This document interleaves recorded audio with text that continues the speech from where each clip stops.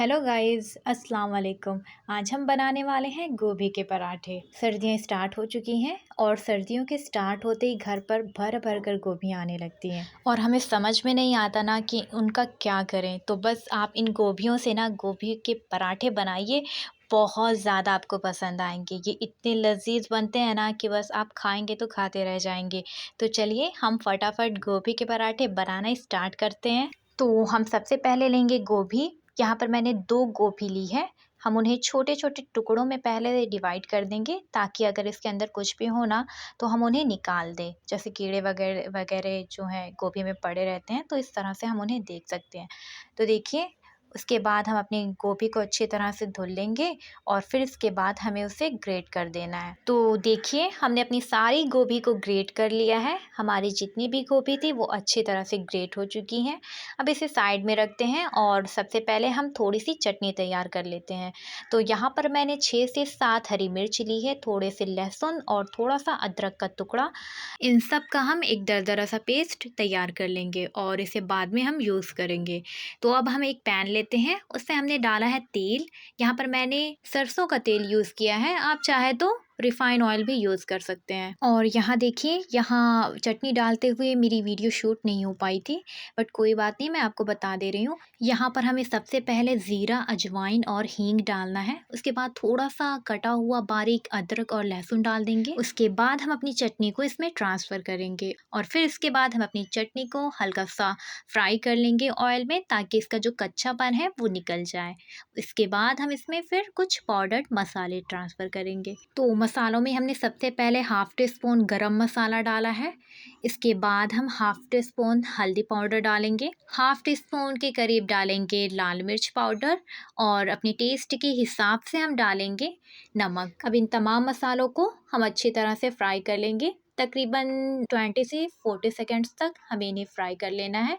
इसके बाद हम इसमें ट्रांसफ़र कर देंगे अपनी गोभी को। अब हम गोभी को अच्छी तरह से मसालों में मिक्स करेंगे और इन्हें तब तक फ्राई करेंगे जब तक कि इसका जो पानी है वो ड्राई नहीं हो जाता और गोभी में एक अच्छे से स्मेल नहीं आ जाती। हम इन्हें मीडियम टू हाई फ्लेम पर 5 से 7 मिनट तक अच्छी तरह से फ्राई कर लेंगे, उतने में ही ये हो जाएंगी। तो देखिए, हमारी गोभी जो है वो फ्राई हो चुकी है। अब हम इसमें धनिया पत्ता डाल देंगे और फ्लेम को ऑफ कर देंगे और इसे ठंडा होने के लिए रख देंगे। अब जब तक हमारी स्टफिंग ठंडी हो रही है तब तक हम अपने पराठे का डो तैयार कर लेते हैं। इसके लिए हम सबसे पहले आटा लेंगे। यहाँ पर मैंने तकरीबन 3 कप आटा लिया है। आप अपनी ज़रूरत के हिसाब से आटा ले सकते हैं। इसके बाद हम यहाँ पर 1 टीस्पून नमक डालेंगे।